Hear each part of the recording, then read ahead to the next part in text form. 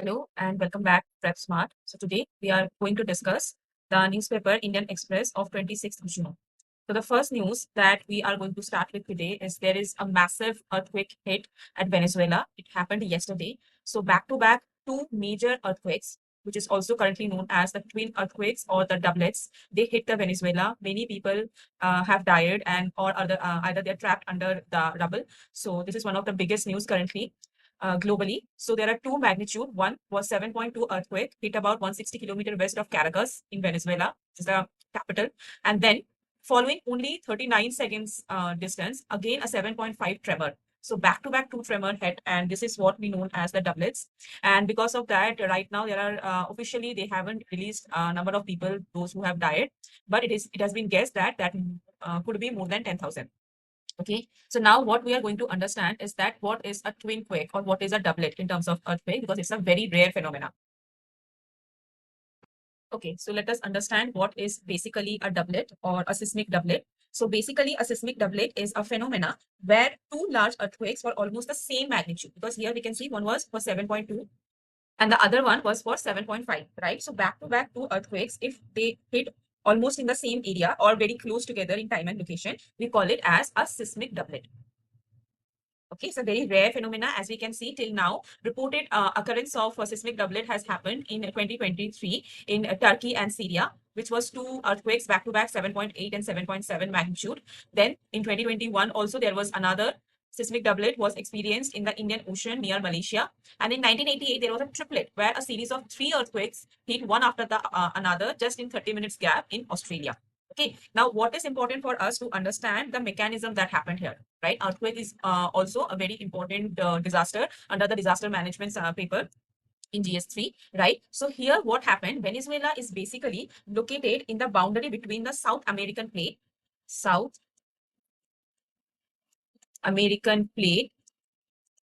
and the Caribbean plate. Okay, so Venezuela is situated in the boundary of these two plates. Now, what happened in this particular instance, that there is a phenomena which is known as the strike slip fault.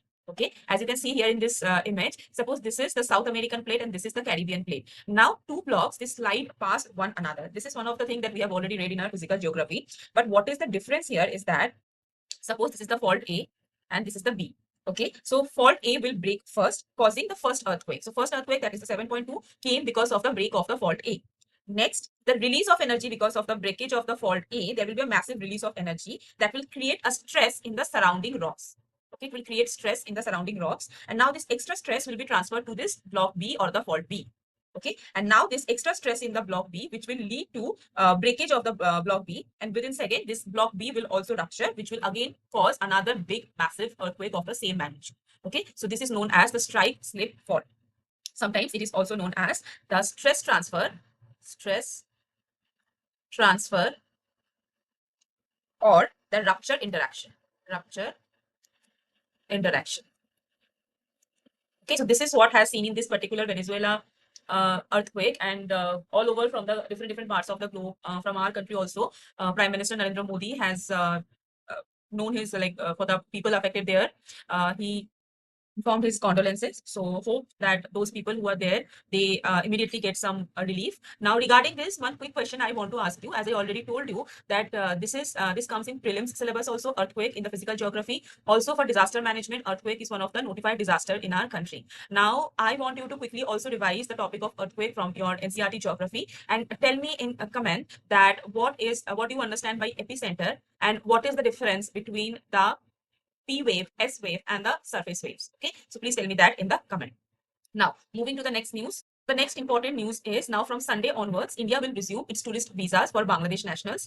In 2024, when the Bangladesh regime was disturbed, and that led to freeing of the then Prime Minister Sheikh Hasina. Now, from 2024, it was paused for giving the Bangladeshi nationals the visas. Now, what happened? Delhi suspended tourist visas for Bangladeshi nationals in August 2024 following political unrest and the ouster of the Sheikh Hasina-led government. Now, recently, the Indian envoy in Bangladesh, which is now under Dinesh Trivedi, he has announced that from June 28, at least 5 centers, including the one in Dhaka, will start giving Bangladeshi nationals visas for India. Okay, so that is the major important news here.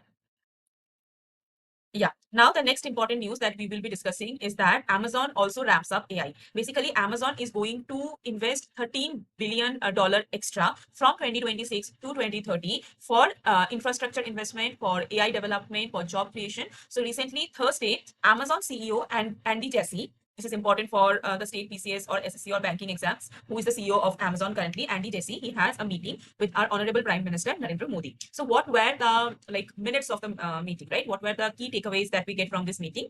So the key takeaways here is that there will be additional $13 billion expenditure or the investment or FDI, as we can see from the Amazon. So in total, there will be around $48 billion of investment by Amazon by 2030. Now this will be invested in the sector of AI and then cloud computing, data centers, and Amazon is also targeting to create 2 Amazon Web Service centers in Mumbai and as well as in Hyderabad. Okay, so these are the major things that is Amazon is targeting to do in terms of India. Now, basically, this is the facts that is important for us for the prelims. Now, what is the relevance? Like why Amazon is targeting for India for its cloud market development or AI development? Because as we already know that India is one of the world's largest internet user, has the largest internet user base. So that is why day to day we are now using AI a lot. So that is why also the demographic dividend, the Gen Zs and the millennials, all we are very much AI dependent. So that is why the growing demand for AI services from business and government and the people in India, that is also creating a huge market base. That is why Amazon is trying to invest here. And apart from that, what will be the benefit in terms of India? What will be the benefit we will get? Definitely, this will boost our digital economy. This will help to strengthen our artificial intelligence, right? And obviously, India will get a huge amount of FDI. And also there will be generation of employments. There will be India's role in global AI ecosystem will also be very prominent through this. So all this you can write in your mains answer in terms of if any answer comes, any question comes for AI related questions. Okay.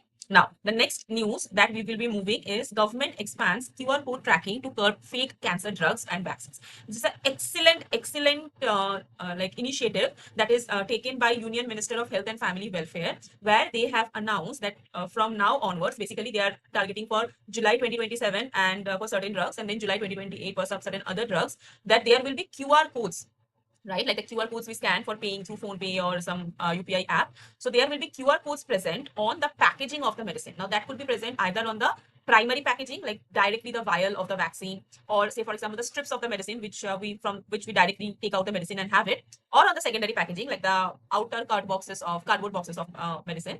So in any one of that, the QR code must be present. Now by scanning this QR code, the person can easily identify that from where this medicine was made, what is the course of its movement, then what are the compositions that is present here. So all this data, what is the manufacturing date, what is the expiry date, all of this will be present just so that we can eliminate the counterfeit drugs, right? Because just copying the design pattern of any medicine or maybe just copying the manufacturing details, that was way easy. So that is why now this renovation has come. Okay, so the ministry has notified amendments to the drug rules 1945, through which this new modification will be introduced. Amendment to the drug rules 1945.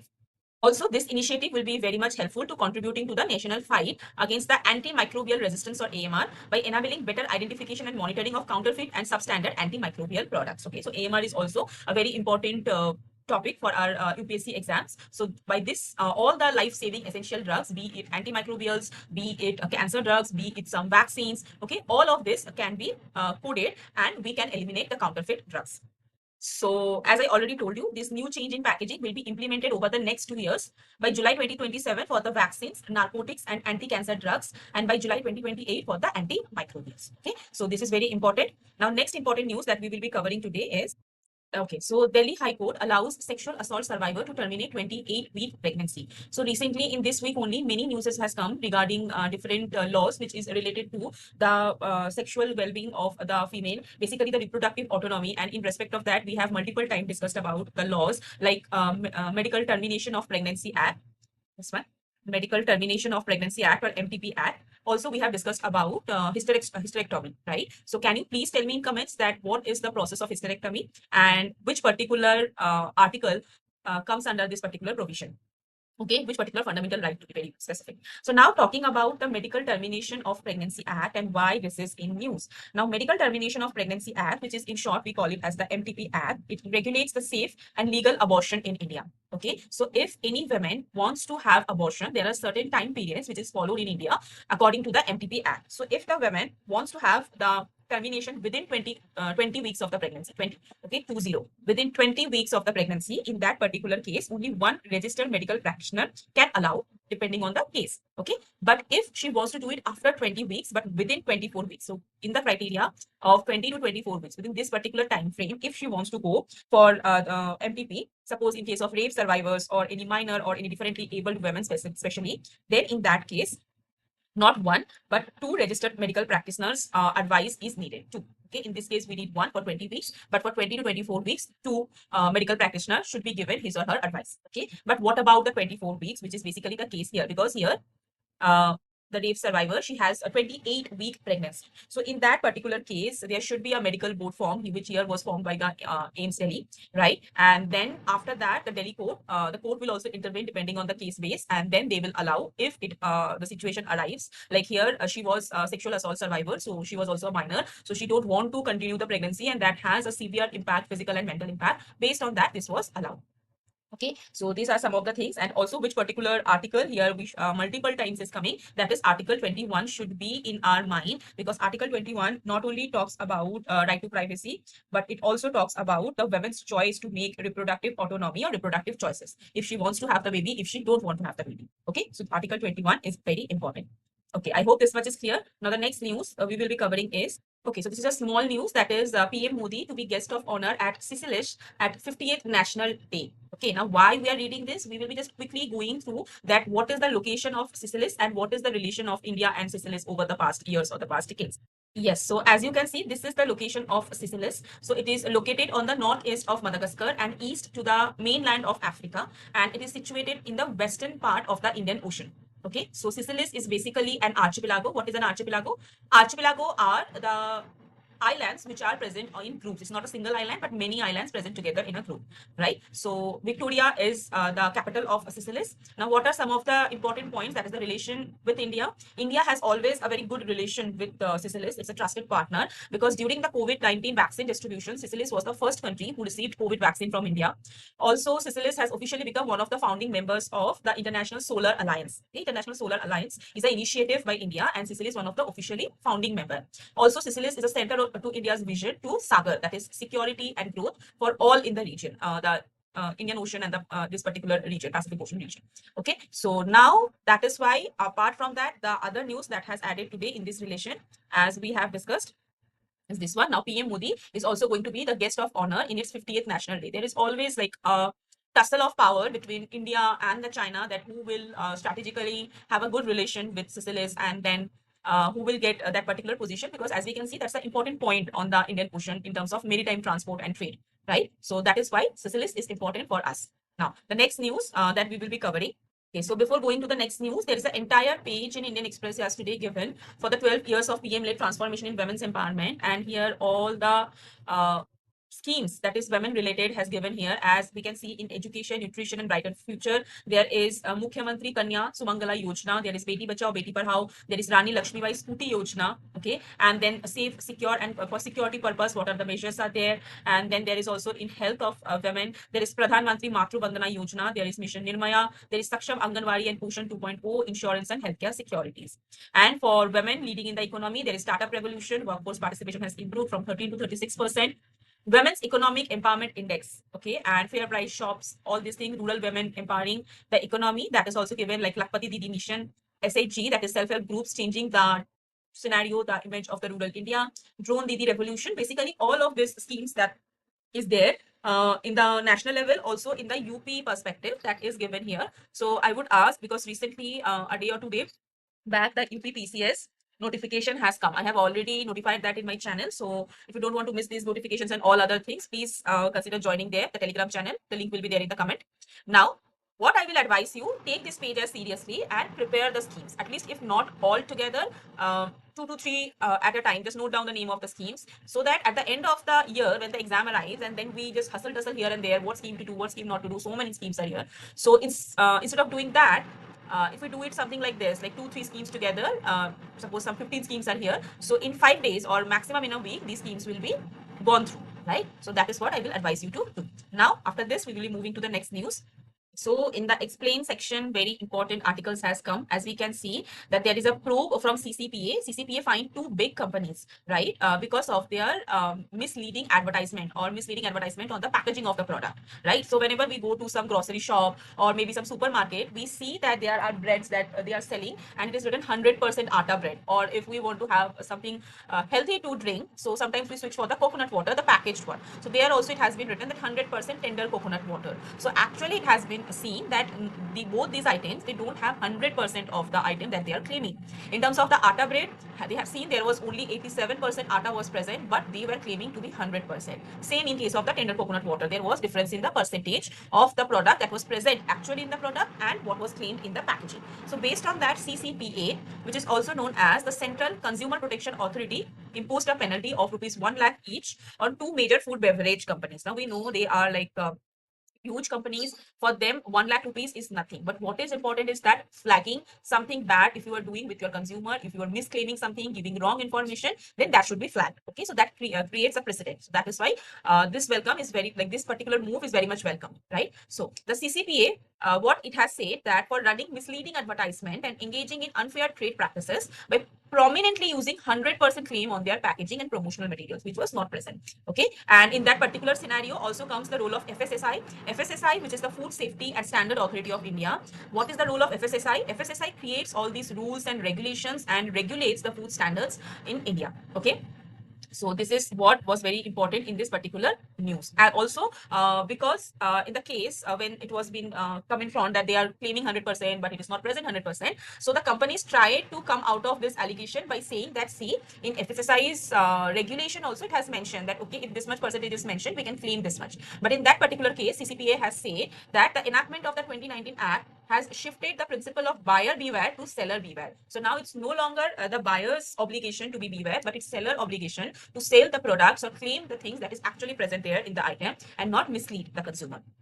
Okay, so this is one of the very good move or great initiative, I would be saying. Next, this news we already discussed yesterday that from the Ministry of External Affairs yesterday on the Passport Seva Divas, it has been made a statement that passport is not a proof of citizenship, right? So regarding that, then the question comes then, how or why? Like basically we know the problem is to get a passport in India, we have to prove our citizenship, right? And then only we can get the passport. So that is how the question stem here, that if it is not a proof of citizenship, then why you are giving it and why you're verifying before that I am a citizen of India or not. So based on that, what the ministry has said that in UK, and they also took the reference of UK and US. Basically, in India, there is not one single document that will be confirming that you are the citizen of India. Okay, and the citizenship of India comes under the ambit of Citizenship Act 1955, whereas the creation of passport or having a passport comes under the Passport Act.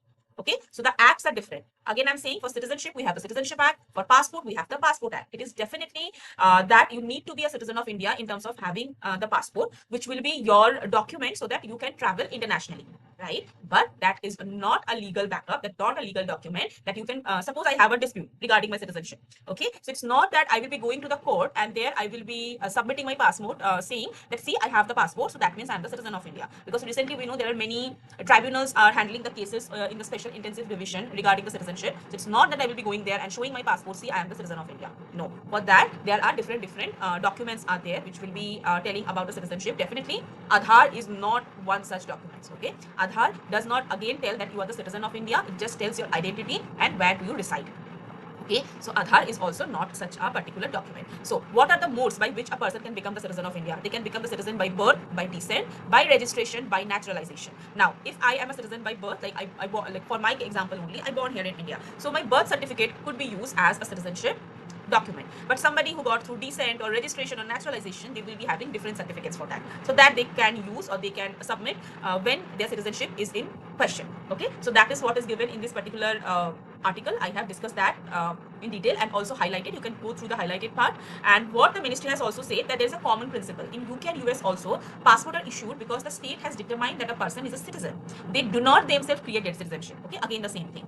What is the difference here is that both countries have more robust civil registration system, and for naturalized citizen, formal citizenship certificates. Okay, so for our country, there is a problem that basically there is no a particular document we have. So that is what creates these issues. Now, there are also some things that we should be noting is that are the four methods that I just discussed, that is, what are the methods by which we can become the citizen of India, citizenship by birth, descent, registration, and naturalization.